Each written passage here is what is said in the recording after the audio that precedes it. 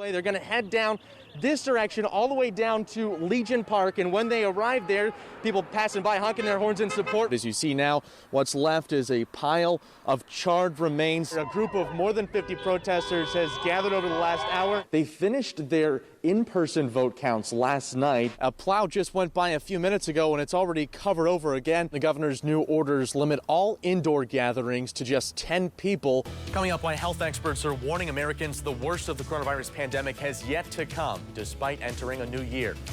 Plus, a local farm finding a new use for those old Christmas trees. Why the animals see the symbol of the holidays as a tasty treat. Good evening and thank you for joining us tonight on WATM News Center. I'm Marshall Keely. We begin with news from the state capitol. Mike Reese, a Republican state representative, has died at the age of 42. House Majority Leader Kerry Benninghoff confirmed Reese's death this afternoon. He said Reese suffered an apparent brain aneurysm.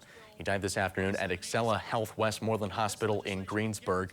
Reese, whose district included northwestern Somerset County as well as portions of Westmoreland County, first took office in 2009. Benninghoff shared this statement today on behalf of the entire House Republican caucus. I extend our deepest sympathies and condolences to the family of Representative Mike Reese. More than a friend to all of us and one of our caucus leaders, Mike was a devoted husband and father.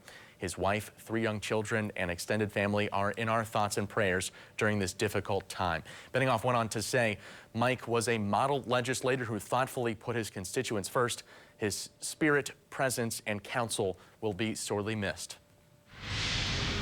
The Department of Health did not provide an official coronavirus update on New Year's Day, so the state numbers we're about to show you are a combination of the last 2 days. The Department of Health added a 2-day total of 16,967 cases to its statewide totals as PA surpassed 650,000 cases since the start of the pandemic.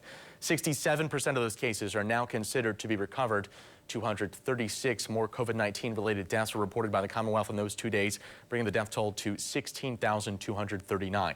5,624 people are currently hospitalized with COVID-19 in PA. Of those patients, 1,172 are in the intensive care unit. With a new round of stimulus checks on the way, the Better Business Bureau is warning us to look out for a new round of scams. The BBB says it's already getting reports of con artists claiming that you need to provide personal information to receive those stimulus funds.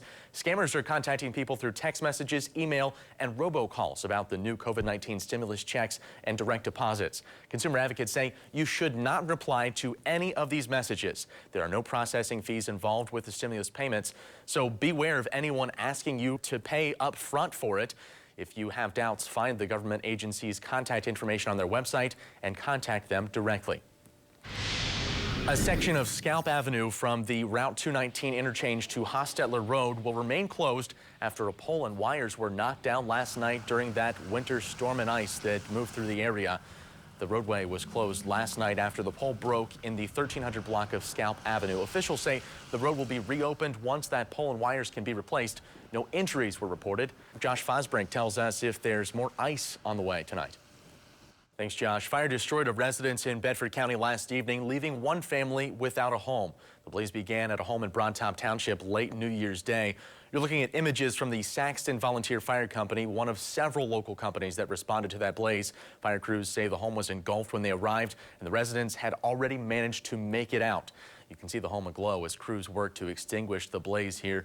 The Red Cross was called in to assist that family. The cause is still under investigation. In what's become an annual tradition, tolls on the Pennsylvania Turnpike will go up starting tomorrow. Back in July, Pennsylvania Turnpike Commission approved a 6% increase to begin tomorrow for Easy Pass users. They also approved a 45% surcharge on people who are charged through the mail based on their license plates. It marks the 13th consecutive year for the Turnpike price hike. The commission permanently ended the use of toll collectors this summer after doing so temporarily when the pandemic began. And Indiana ties the game at 20. Ole Miss. Matt Corral fires a strike to Dontario Drummond for a 3-yard touchdown. Ole Miss up 26-20 late.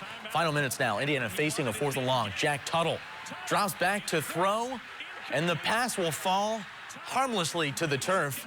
Ole Miss holds on. It's time to let your nerd flag fly. It's National Science Fiction Day, but you don't have to be a geek to love sci-fi. Successful franchises like Star Trek, Star Wars, and Black Mirror show just how popular the genre is. And that's it for us at 11. Good night.